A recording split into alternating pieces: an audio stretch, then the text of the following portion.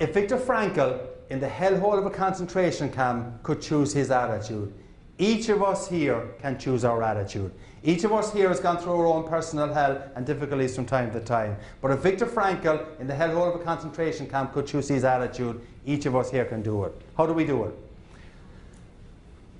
We do it by remembering one powerful question when things go wrong.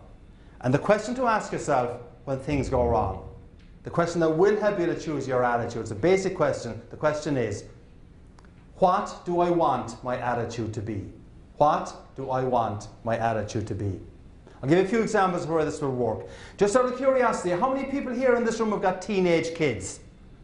Okay, oh, I see all the furrowed brows, the worried looks, all right? Okay, you're probably wondering what the kid is doing right now. But let's assume that before you came to this HMMC conference, you asked your teenager to TiVo, to videotape some program on television, right? You come home from this conference full of the joys of life, full of the gift of gab, goals, attitudes, behaviour, ready to implement some of the great ideas that you have got here. You walk in and you ask your teenager, well, did you TiVo the program? And you kind of get...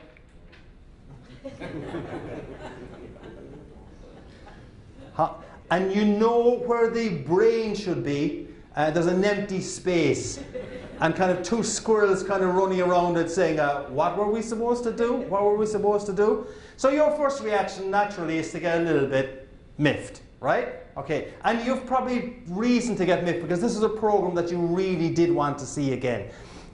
It's the 72nd rerun of the 3rd episode of Survivor 2004.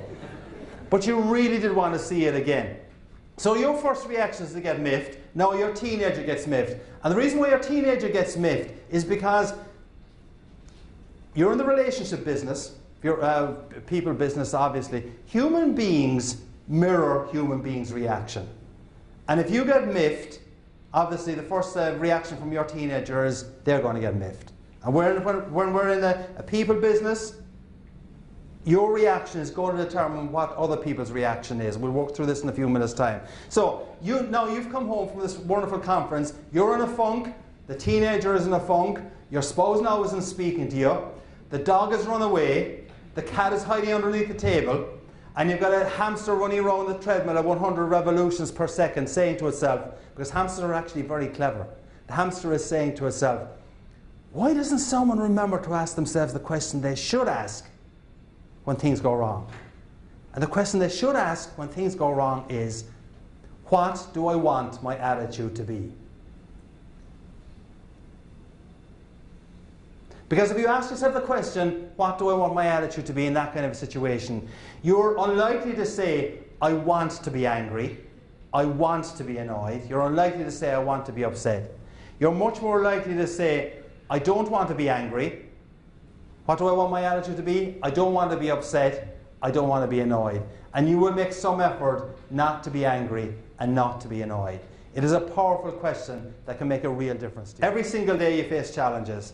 Every single day you face disappointments, issues, difficult colleagues, etc. If you can remember to ask yourself the question, what do I want my attitude to be? It can make a real difference to you.